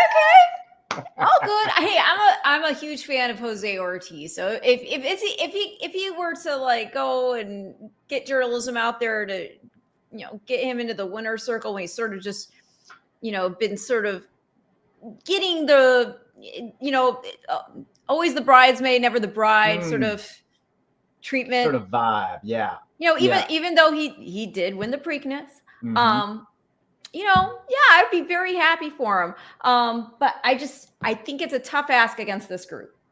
Look, I'm with you. Let's bring up, Shane, if you don't mind, the Breeders' Cup Classic picks for us here. So let's talk a little bit more about journalism. And the opening odds there were 10-1. That's dropped. I'm looking what the live odds are now. The live odds, I can tell you right now, Fierceness is currently on the morning line of 4-1, projected to be 5-2. Baeza is currently 7-1 off the 15-1 line. Nevada Beach, 19-1 off that real impressive win in the Goodwood. He's making a second off the layoff now. Contrary thinking, the Bunny Rabbit. He is currently sitting at 51-1 with a projection of 160-1. Yes. Forever Young, 3-1 live odds right now, projected to go off at that number, off a morning line of 6-1. Sierra Leone, 8-1, currently 3-1 on the line, projected to go off 4-1. Mindframe, that looks very generous there. Yeah, at 6-1 right now, and journalism is sitting on the board currently at 5-1 with Antiquarian 20-1. And that is one Antiquarian that you, Ren, said it's not your official pick. As you can see there, it's Fierceness. The Antiquarian would not surprise you if No, I'm not an antiquarian. No. But it wouldn't be a. Sorry, no. Who was saying it? Was it Jessica? I think it was. Jessica was saying. Yeah. Yes, Jessica was saying antiquarian. Here's the thing, though. With these races, like we said, these are all world championships. So, like, there's no duds outside. No, they're all no offense to contrary thinking, not calling him a dud, but yeah, a little different caliber than maybe the rest. But antiquarian, even this at 20-1 odds right now, antiquarian still Ren won a Grade 1 race, a Jockey Club at the end of August with 108 speed figure. 104 before that came second. Second before that, the Mystic Dan in a G3. The speed figures keep climbing. Like there's you can with this field, you can talk yourself in and out of so many different horses. That's so great about it. No, and that's for sure. And I mean, Antiquarian was sitting on, like you said, he was knocking at the door there. Phileas Fogg in the start 2 back was able to wire that day, but Antiquarian finished the better of Locked. Locked went on to win the Woodward Stakes out of that race. So no, he deserves respect. He does. I think, obviously a lot of people will have questions regarding the Jockey Club Gold Cup and how it might have panned out had the incident with Mindframe and Irad Ortiz coming off, landing on Guida Barrio and then hitting the ground not had happened, So it's hard to know if Antiquarian would have won the race otherwise. We don't know. Maybe he would have. Because again, he was trending the right way for sure. And it is Todd Pletcher. I adore Todd, Hall of Fame trainer for a reason. I of the other Todd trainees, I would lean more to Mindframe, even without having been able to get that prep in, because Todd knows how to train him up to the race anyhow. Well, this is if we get back to journalism here, start at 10-1. That's when Sovereignty was still in, his arch nemesis, his arch rival. Yes. Can't beat Sovereignty. Well, Sovereignty's out. Now we're looking at 5-1, projected 7-1. And I got to tell you, man, I've said it at the start of the show and I'll say it again. I don't think journalism is getting the respect that this horse deserves. Won the Preakness, like you said, came second to Sovereignty. Now got bumped out of the start and lost to Fierceness. But if you're not named Sovereignty, journalism wins, is my point. Pretty much, right? Outside of that last one, if you're against 3-year-olds, though. I mean, I just it's gonna happen. Well, see, that's the thing. I mean, like, look, Sovereignty beat him by 3. Sovereignty beat him, by a length and a half in the Derby there in the slop. He could have. I mean, that's a mile and a quarter. I mean, who knows? Maybe it could have been more than that. I mean, of the 3-year-olds in this race at this point, I'm more prone to look at Baeza. In the case though, but always my concern with Baeza is he's a horse with innate ability, like tremendously talented, but he's been getting in his own way mentally. And I don't know, big crowds today. He's got 2 fast horses to his inside. I don't know how he may or may not react to everything, but he's got a lot of talent. That's the one that's also out of Puka. Puka, of course, has already has already produced a Derby winner, as well as Dornick, who won the Haskell and the Belmont. She's just incredible. She's actually going to be going through the Fasig-Tipton Night of Star sale on Monday. It'll be interesting to see how much she goes for. But yeah, I mean, that would be, oh my gosh, can you imagine if this gets on a resume, if he were to win the Classic? Ooh, that's going to help. That would certainly help.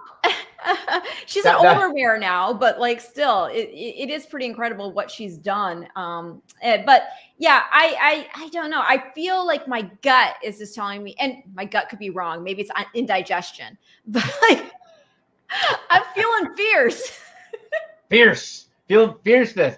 Look, to go back to journalism for 1 sec. I feel this is a case where, like, again, we can make so many different arguments, but with journalism, I'm just feeling it, Ren. I'm just feeling Sovereignty's out. The rival's out of the way. It's right there. It's right. It's like, I'm trying to think where, I guess Michael Jordan never lost. So, but when he was out of the way, look, when Michael Jordan with the Bulls, right, 1-3, when he went for baseball, other teams were able to finally win. Then he came back, couldn't win. So, like, Sovereignty's out of the way. This is journalism's runner-up time to make a stand and take it. But you take us through Fierceness, because this is a horse that has all the speed in the world. The question to me has always been consistency, Ren. Yeah, and a lot of people always bring that up. But my whole argument to that is that he's had legitimate excuses in the races in which he didn't really perform. You know, when I look at what the body of work shows me is that this horse is a horse who does live up to his name. And I think that he has also shown, especially with what happened in the Pacific Classic, I actually said to Todd when I talked to him later, I was like, I never, ever want to hear again that Fierceness is a horse who has to have it his own way. Like, for him to have had as problematic a beginning to that race as he did and still just be content to chill out and then make his run, I thought that was so flippin' impressive. And I think it's shown a lot of maturity mentally on his part. And I think Johnny's really gotten to get a feel for him and what he needs to do to get him on his best hoof, so to speak. So I'm not concerned about the inconsistency arguments. I mean, I do hope he gets a nice clean break, because the one concern is with contrary thinking just to his outside. If they both break sharp and Johnny can't get Fierceness either in front or just get him to take back just a little bit, there's a chance that contrary thinking draws over and smacks him. Now, we don't want that. Right. Obviously. Right. So that's my one concern. Okay. Now, one horse we haven't really talked about from our picks is Rob Conway's pick, number 8, Mindframe. He's been following this horse around for a bit, like Marco Sierra Leone. So it's kind of one of those, you know, like your favorite sports team, right? Sometimes you go with your favorites. Like, we should have gone with Nitrogen. Right? I know. George Bader. But see, there's only so many times in like a contest like this that you're like, oh, it's short price. Let's be a little more. It comes into it. Yeah, a little more creative. We got to give the people things that they're not already looking at. You got it. That's why you're a show lady and I'm a showman. Absolutely. That's right. Now we look at Mindframe, and this is a horse again where there's a lot to like. Has gone head to head, has beaten Sierra Leone, has lost to Sierra Leone head to head as well, and has finished second, and Sierra Leone finished third. So there's that own sort of rivalry right there. At 6-1, starting at 10-1, Irad Ortiz Jr. riding with Pletcher. Talk to me about this horse. Where do you? Obviously, you don't think it's going to win, but where do you think? He'd be my second choice, actually. Really? Yeah, so I would go. I would go Fierceness, Mindframe, Forever Young. Wow. So you're saying my journalism out of the money? Out of money. Nothing. Out of nothing. Oh my gosh. Listen. No, he might. Hey, I get proven wrong journalism. all the time. Andy loves you. Yeah. No, I get proven wrong all the time. But Me too. I think you know, Mindframe is a.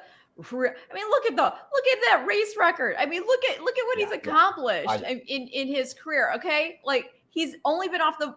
I mean, and you can't even count it as an off the board start because he lost Irad. So like, don't even say that. In the 7 starts in which he actually, or the 8, or the 7 of the 8 starts he actually got to run, he's never been worse than second. 5 wins. Okay, I'm not even going to consider that last start a start. So I'm going to say 5 wins from 7 starts, 2 runner-up finishes, and those 2 races in which he lost, it was to Dornoch, and in one of them, you know, he had this wide trip. He was a little green. He, you know, he had start from the far outside post. That was the Belmont, okay, at 1.25 miles Belmont at Saratoga, but still the Belmont. And then the Haskell, he stumbled at the start of the race. This is a horse who's very close to being undefeated, who had an awful thing happen at the beginning of the Jockey Club Gold Cup. He's the horse I'm most concerned about beating his own stablemate. Okay. All right. So here's the thing. Yes. If we look at the picks. Okay. Yes. And we're going for Road to Gold. Now I've done the math, Ren. Okay. Now there's some good news and some bad news. Good news and bad news. Pull up the standings. Do I have a chance? Just tell me, do I have a chance? Pull up the standings, Shay. Unfortunately, Ren, I've done the math. You have a chance for second. No. You cannot win. I know. You're close. So you have to harness your energy for me. You have to channel. I know. Anybody but Joey. Anybody, and you're the only one that has the chance at this point. ABJ, I'm the only one. I'm 3 points behind because Joey, me, and you got Ben Tornado at the start. So we each jumped up 10, right? Okay. Then we got nothing with Nitrogen. Rob and Mark got 6 with Nitrogen. Then last race, Rebels Romance came second.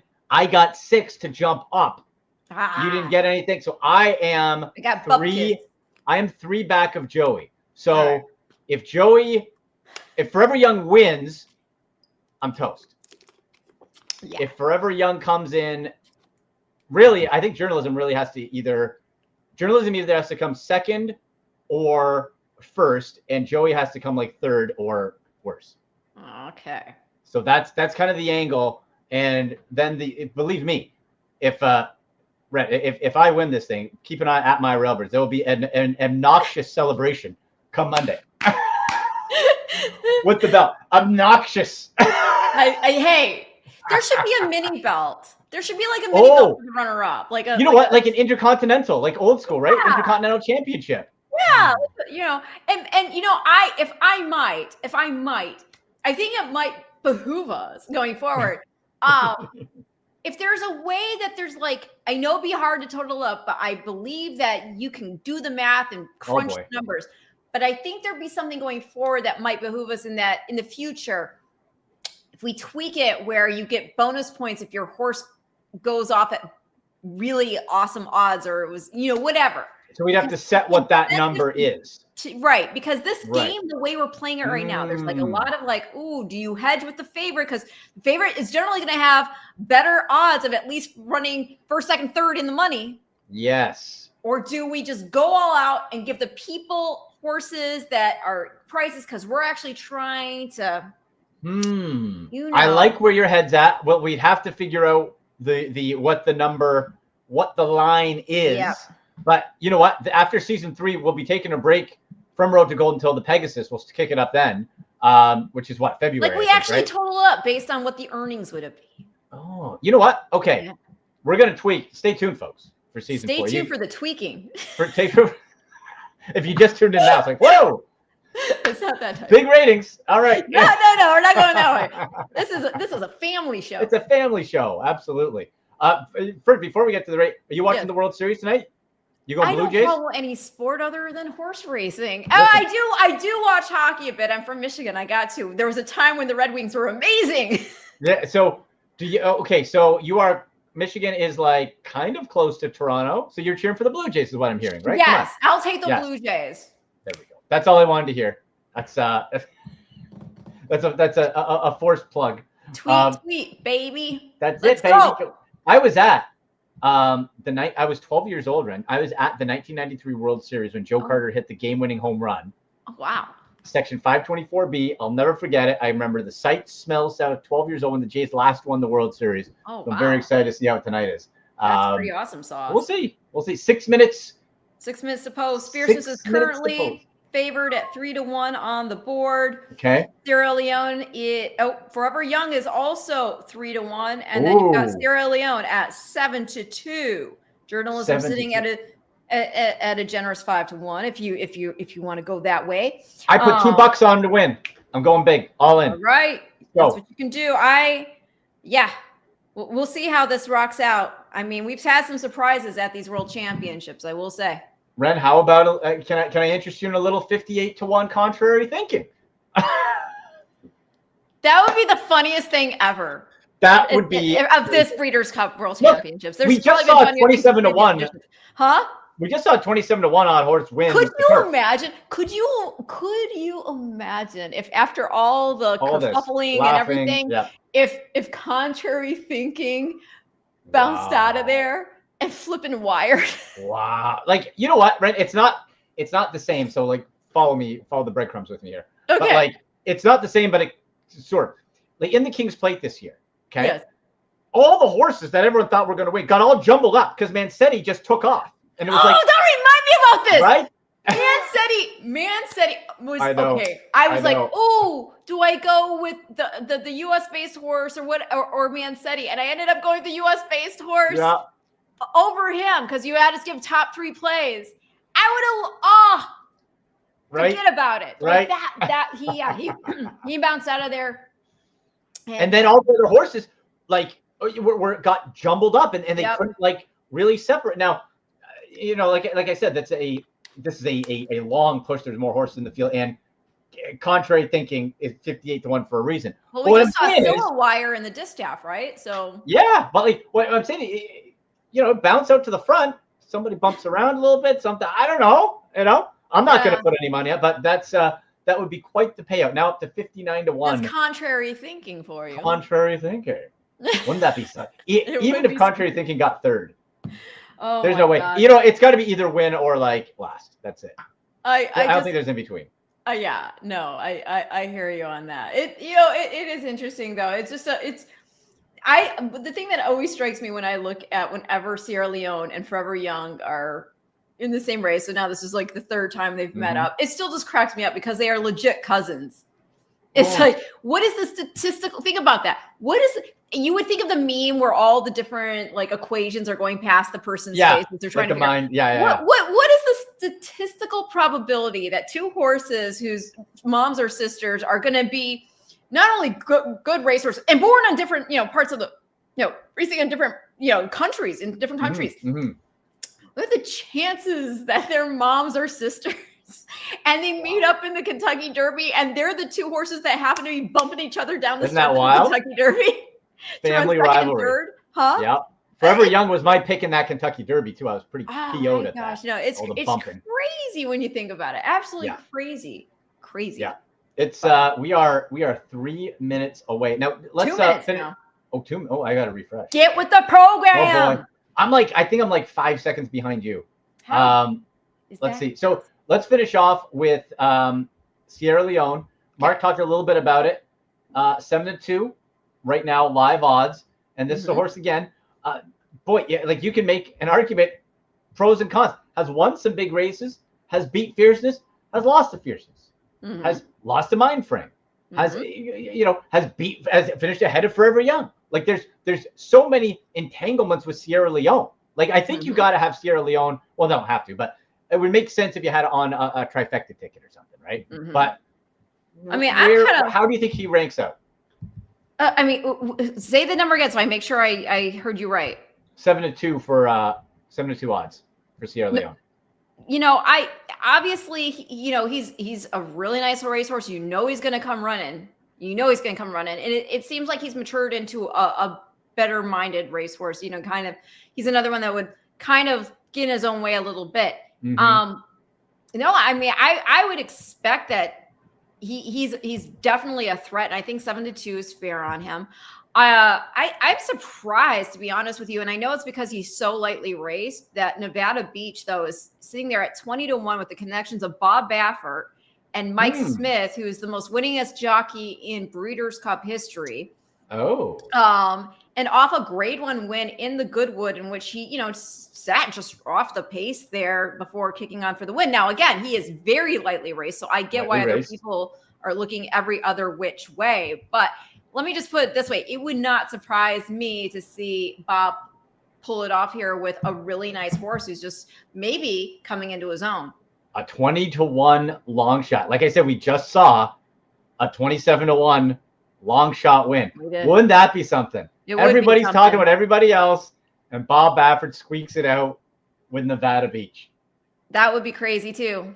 Like there's so many ways to go. I don't blame anybody for being looking for any different alternative, to what I've picked or what you've picked. Or I am a little disappointed that there's no way I can win though. That's very sad. I know. You know what? You lasted to the very end. I'm sorry again, Joey. It's not personal. I just want you to lose. That's because I'm just joking. It's because he's the one that took over the lead from me. I was sitting pretty in front, for the first couple of weeks, and then he freaking Napoleon soloed me, and that's a new thing. He Napoleon soloed me out of nowhere. I'm gonna make that a verb. It is a verb now. It's like a stone cold stunner out of nowhere. I still want a write up of why he liked that horse. I want it. I want to see the work. I want to see your work. I want to see your work. I want to see your work. I love it. Oh, we're loading up here, Ren. All right, let's do it. Post time, baby. Okay, so here's what I need. Not that, just for my own selfish needs to get my belt back. I need journalism to finish first or second, and I need Forever Young to come third. Or if journalism wins, he can come in second, and I'll win by 1. How about Fierceness wins and journalism runs second? Then we both kind of win in a way. That's cool. And Forever Young has to go away. All right. Forever Young cannot finish then in the top. We'll let him Cannot finish finish in fourth, third. so he puts in a good showing. But fourth. Yes, there we go. I like it. Okay, we're loading up here. Where are you at? Are they still loading up for you? They're all in. Okay, they just broke. Oh, the rabbit hopped at the start. He didn't get the lead. Bunny I'm still a few hopped. seconds behind. Dang it. Okay. Sorry. Lousy computer. No. You keep up with it. Tell me. Oh, They yeah, haven't I even am. left yet. Come on, you. Forever Young has the lead. No. I can't have that. Okay, now they're off for me. Ooh. Okay, I'm Forever waiting. Young took the lead. Wait, that's not Forever Young. Who is that? Forever Young's 5. No. Oh, Contrary Thinking is out on front now. I'm sorry. It was the two that hopped. It was Beza who hopped at the start. I'm so sorry. Forever Young popped out quick to first, and then Contrary Thinking out. Then, from what I can see, Yeah. where's Journalism? Okay, hanging back. That's cool. Journalism likes to hang back. That's okay. Not bad. It's all right. Yeah. So Where are we Contrary now? Thinking did get the lead. I was looking at the wrong thing. But you know what? Not like, it's kind of setting, but doesn't seem like as maybe dominant. Now pulling away a little bit more here. All right. Come on, let's get Okay, some. where are you at? Because I'm behind. Like I got Johnny's letting Fierceness sort of just like relax back because he's kind of third, boxed right? in. He's gonna have to get some clear running room here. 'Cause I need don't- Journalism's kicked in the middle there. In fourth. I need Forever Young to get out of the way. Okay, Just there's let him go, Journalism. Johnny, and then now angle him out. Come on, Johnny. Where's Journalism for you now? I have him in fifth. Where's the 9? Do you see it popped up? Journalism's in third right now. Okay. Come on now. Come on. I want my belt back. Come on, cut that corner, Let's go. Johnny. Cut that corner. He can't get through. Cut it. Oh, I'm behind. Cut that corner. Let's go, Fierceness. Come on. Where's Forever Young? Where's Journalism? Fierceness. Come on, Fierceness. Come on. I have Forever Young up. How much more to go? Oh, okay. I have. Forever Young. Forever Young. Did Forever Young win? Forever Young won. No. Second. Who came second? Sierra Leone. Who came third? Did I get third? Fierceness? The Fierceness was third, I believe. I'm I'm waiting for it to come up official. And Journalism fourth. Oh. Wow. Forever Young first, Sierra Leone second, Fierceness third, Journalism fourth, Mindframe fifth. I'm just gonna slide off the screen here and just slowly die. Joey Kenward. Joey freaking Two-time. Kenward. He pulled it his now. He pulled it his now. He pulled it twice. Got it twice. Okay, I have Forever Young, Sierra Leone Fierceness, Journalism fourth, Mindframe fifth. Oh, a dagger. A dagger. Not even an extra point. I was 3 points away. Joey puts the exclamation point to win. Do you know the only solace I have in that? Rejected. The only solace I have in that is that I did play a late pick 4 ticket. I went 3 deep in the race. Okay. I went Fierceness, Forever Young, Mindframe, because remember I told you those are the 3 horses for me. Yeah. And with Forever Young winning, I'm alive in the pick 4. You're alive in the pick I'm 4. alive. Joey in I'm the alive. YouTube chat just posted double Japanese flags for Forever Young. Joey, congratulations, man. Congratulations. Oh, I congratulations. still want to see the work. No, Napoleon Soloed has I'm become never an letting action Napoleon verb. Solo go. I'm No. never letting it go. Joey the winner, back-to-back champ. I'm Yeah. second consecutive times. Does he get a second Up the real first time. belt, or does he just get to keep Well, no, the belt he has? I said he had got pictures. He had the belt stays in Toronto with me. Oh. But I don't touch it. It's not mine to hold. No, I you're keep not it like in a putting it box. on like at night going, No. I'm going to get this back. I'm the champ. You're gonna get I it put it in a back. box. We took pictures with Joey. We will replay it. We will have Joey on with the belt. We will have him be able to gaze upon it again and be a reigning defending 2-time champ Joey Kenward, picking Forever Young, who defeats and again, and what a field, what a race. Look at the names. These top 5. You Yeah. could switch these top 5 in any order and you wouldn't be surprised. No, but you Right? know what? Do you know what's a little bittersweet about this whole thing? Based upon What? how this race shaped out, I mean, there's no way. There's absolutely no way to know for sure. There's not. But I'm like 90% sure that Sovereignty would have won this race. I think you might be right. Sovereignty would have won this race. Look how close Sierra Leone. By the way, the cousins run one too. How crazy, right? And Forever Young gets a jump up on Sierra Leone from Little Derby Revenge. Oh my gosh, I just realized something. This is also huge for my friends. Oh yeah. My friends own a mare named Princess Adelaide. Okay. And she is like from the same, like Sierra Leone and Forever Young are right on her page. Like if you look at her pedigree page, they're there. Like it's that they're that closely related. And that, I mean, already the page looked lit because of that. Now it's super freaking lit. You've got the first and second finishers in the Breeders' Cup Classic of 2025 who continue to run on at 4, you know, proving their mettle, and that's awesome. She's currently in full to Constitution, which is pretty neat. Wow. Okay. So hey, and you're still live in what, the pick 4? You said? Yes, because I went 3 deep. Because I told you my 3 horses were Fierceness, Forever Young, and Mindframe. Although Mindframe didn't run, I'm not sure what happened there, but I again am almost certain. I just think Sovereignty would have won. He would have won that. He would have won that. When the best ability is availability. That's right. It wasn't available. I'm hoping. I'm so hoping. I'm hoping, because here's my whole thing. What we need to see now is like give him time to like get better again. Yeah. And you can run in the Pegasus World Cup, and then from the Pegasus World Cup, go to the Dubai World Cup. But for sure, irrespective of the path you go there, the Dubai World Cup, because the storyline, we love storylines at Railbirds too. Absolutely. And the storyline, again, just think of it. It plays out like a movie, because Bill Mott trained Cigar, the first winner of the inaugural winner of the Dubai World Cup.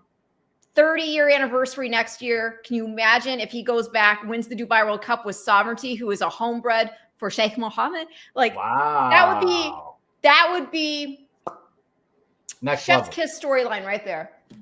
As we wrap up here, Ren, who's your pick for the mile, to see we can track to see if you win the pick 4? Buy us some steak dinners. Well, I'll tell you, I've got in the next leg here. So I went 2, 3, 4 in the next leg of the notable speech.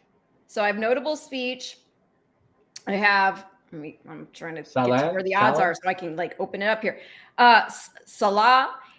Which I think is a very nice racehorse, and then the Lion in Winter, who Salah has actually beaten before. So that's the way I saw the Breeders' Cup Mile. I saw it through those 3 horses. Okay.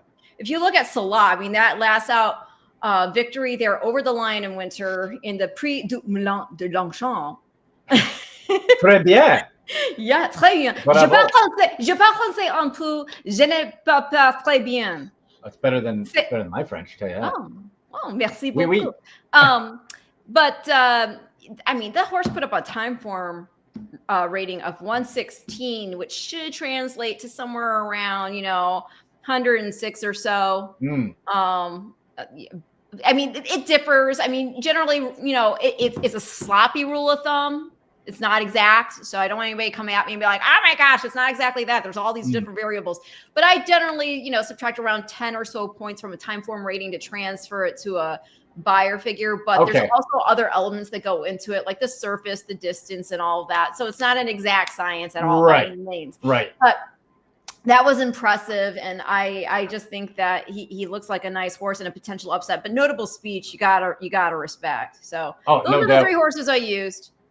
Well, Ren, I hope you win the pick 4. I hope I'm going to go get ready for the Blue Jays to win the World Series. All right. Tell people where they can find you outside, of course, every week at My Railbirds, but you do fantastic work with the Breeders' Cup. Tell people where they can find you, see ya. Oh, thank you so much. So we'll have more Breeders' Cup content coming up for you. I usually do like a wrap of, here was Future Stars Friday.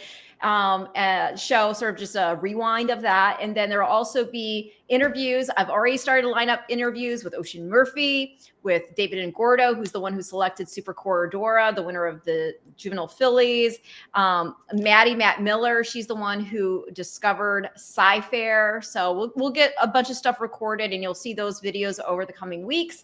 And then as far as other stuff coming up soon, On Monday, you can catch me and the ABR crew, which I know you guys are real good friends. I love all those videos you've done together, especially the one with the David Attenborough voiceover. Oh, in the wild. I love that. Yeah, natural habitat. I'm watching my Browns lose on my phone too, by the way. Oh, I'm so sorry. I'm so sorry. The day's not going well for you. You're like, your day to day is like my day watching my Future Stars horses, except for Ned Toffee at 4 to 5 come through. But like, so we're going to be doing a live stream from Fasig-Tipton Night of Stars. On Monday. It's going to be awesome. Oh, it's going to be so cool. A lot of the horses you're seeing, a lot of the horses you're seeing run in the Breeders' Cup are going to be sold through that ring on Monday. And so maybe saying a lot is strong, but some of those horses and some of their connections are going to be going through. So that's really cool. And then Saturday, I'll be back on the Churchill Downs simulcast reporting from the paddock. Nice. And then we've got Tampa Bay Downs, which I'm the host analyst of, and that will be we'll be getting our 100th season off and running on November 19th. Heck yeah. I love it. Okay. And of course you can catch Ren every week here at My Railbirds as well. Ren, you're the best. Thank you so much for joining us. Thank you so much. Happy Breeders' Cup. Happy Breeders' Cup. We'll see you later. There she goes. Ren Carruthers. Get her on Twitter and Instagram at Ren Carruthers. You get me right there. You see on X at AndyMC81, Instagram and TikTok at AndyMC Sports. How about that? What a Breeders' Cup still going on, too. You can keep track of all that. But what a finish to the road to gold. Congratulations, Joey Kenward, for defending his championship glorious belt to keep that at home with him. But we saw upsets. We saw heartbreak. And we were entertained the whole way.